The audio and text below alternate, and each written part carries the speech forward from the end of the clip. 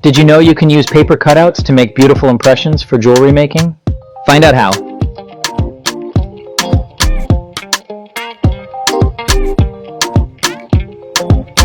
Okay, we are going to be using these pieces of cutout paper to make a texture or an impression in clay. And this is from our Nature's Curated Special Edition kit. And if you don't have the kit, you can certainly cut out your own pieces of paper with scissors or an X-Acto knife or even a Silhouette or Cameo or a laser cutter. And we have this file available for download if you want to go ahead and download it and cut it out. And I'm just trying to find the right size for this, and I like this second to the largest size here. It gives it enough room. So this is a piece of art clay silver, and this is the fine silver formula. Just taking it out of the package here. Sometimes a little bit of the clay sticks on the inside of that plastic, and you just want to make sure you take that clay out because it is silver. And I'm just going to knead this a couple of times and put it down on my work surface. Now my work surface has already been lubricated. It's pre-lubricated, and what I'll do is I will use 4 cards thick and use my roller, which I'm now lubricating as well, and I'm rolling it down, and we're looking for a nice smooth roll, no wrinkles in the clay, no cracks in the clay or anything, one even thickness all the way across. So after I roll it out, I will take my cutout and position it where I want to, put the slats back where they belong, and then give it a nice firm slow roll. Now what's happening here is that paper is being pressed into the clay, but only by the thickness of the paper, so you'll get a nice clean impression. So I'm going to pick this up and put it on my Teflon sheet and then remove the piece of paper. Et voila! Now this is, look at this, nice, beautiful, clean impression, sharp lines, perfect depth all the way across. Looks great. So I'm going to take my template and just going to cut out a nice circular pendant. And I'll be using a dental tool, but you can use a pin tool or anything like that. This just gives it with a nice sharp point. And what we'll do is we'll just take that sharp point, plunge it into the clay, and trace around the inside of that circular form. And then when we're done cutting, remove the excess. Now that gets put into my clay pot, which has all my other wet clay in it, and it keeps it nice and wet in the humidity chamber. If you look on our website, at our YouTube site, there's a video on how to create your own humidity chamber. And then next I'm going to make a hole for the jump ring. Now this is a brass cutter that's especially made for this, for cutting clay, but you can also just use a plastic straw or anything like that. So this whole thing gets put into either a dehydrator, or you can put it on top of a mug warmer. You can notice there's a little imperfection up at the top. I'm not going to worry about that right now in the wet clay stage. So this goes onto the dryer, and after it's dry, it comes out. It's the bone dry stage. And now's the time where I can really go in and start to refine that shape.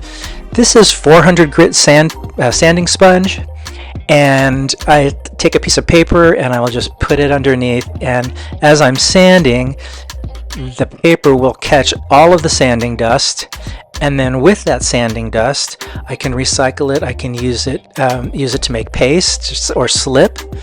I can reconstitute it back into a fresh piece of clay and start the process all over again. So there really is very, very little waste when it comes to metal clay. And the best part about it is, unlike traditional metal smithing, you don't have to go to the refinery to get this done. You can do it all in the studio. So I'm going to go around and just make sure that this looks absolutely good and perfect.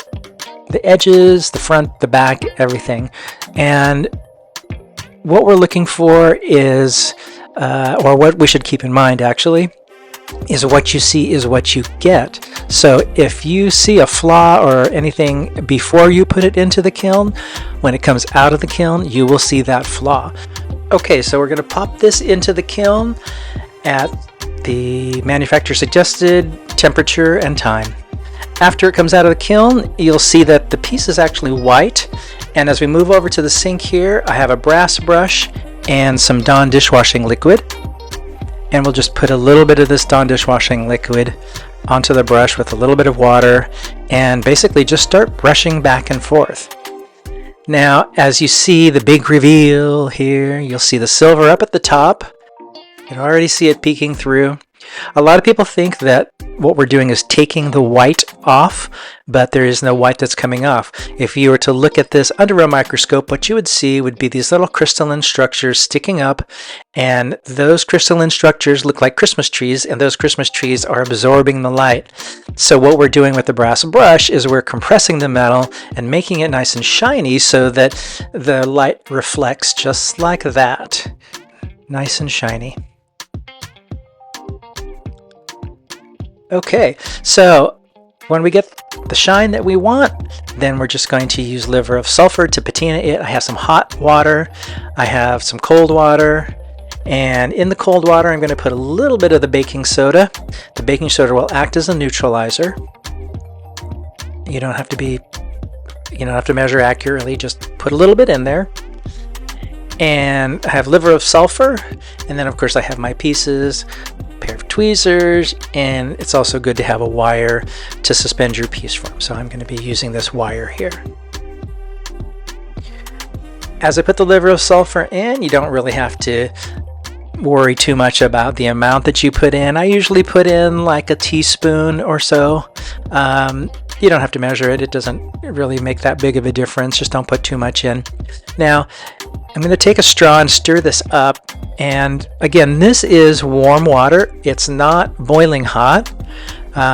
It's just like about the temperature of a cup of coffee or something. And I'm just stirring this up to, make the solution consistent all the way through the water. And then I'll do the same with the baking soda neutralizer. So the hotter the water, the faster the reaction will happen. You do need some warm water, so just be aware of that. The hotter it is, the colder it is, the slower the reaction will happen, and you can control a little bit better if it's a little bit cooler. So after you've done this a couple of times, you'll be able to see the progression of the colors change. And you can get a lot of different colors, everything from brown, blue, purple, red, purple, green, and gray and black. And basically I'm just going to suspend this in the solution, and then you can kind of see here it's starting to turn a little bit right there. And the longer that I keep it in, the darker that it's going to get. There's another pass right there. It's a little bit darker. Now I could stop this at any time by putting it into the baking soda solution, but I am going to get it relatively dark here. Now I have the idea in mind that I'm going to be removing some of the liver of sulfur off of the highlighted areas. So that's what's going to happen next. First though, I need to put it into the baking soda to neutralize it, and I'll take that out and then I'll dry it off. So you'll see that iridescent color, which is typical. You see those blues, a little bit of purple in there, and then of course the gray black in the background. This is a Pro Polish pad. I got this at Rio Grande, and this is nice because it's a little piece of foam that has some polishing compound on it. And so what this will do is this will shine, and it'll also remove liver of sulfur. So I'm removing the liver of sulfur off of the high areas of the pendant and only leaving the liver of sulfur in the recessed areas. And this will allow more contrast between the design and the background. It'll make that design stand out a little bit more. You can see it's already looking pretty good here. So do the whole entire piece. And like I said, you can remove as much or as little as you want. A lot of people like that patina, that old patina worn look with just a little bit of the patina taken off and a little bit of silver showing through. But this is looking pretty darn good. Now, if I were to go in and polish this a little bit more and keep polishing, this would get pretty shiny. And you know, that's something that you could also do with this. But I like what we have here. I think I'm going to go ahead and do the sides, the edges, just to remove the patina and give it a little bit more of a shine. Going to go all the way around, making sure that I get every part of that.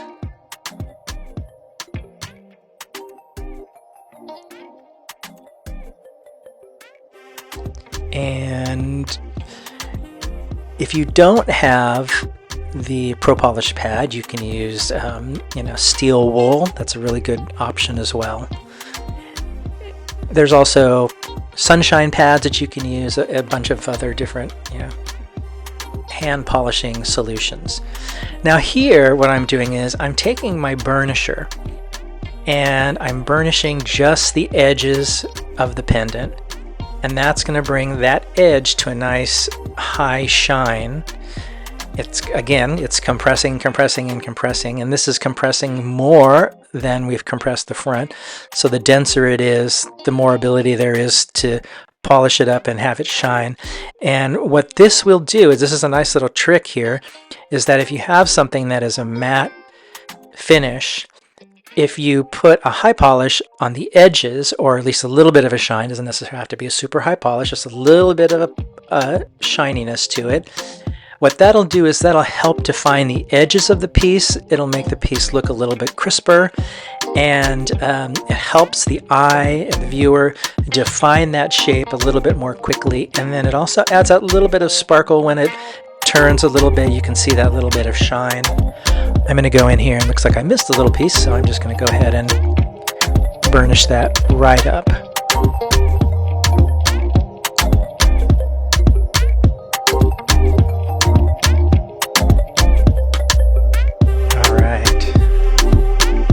So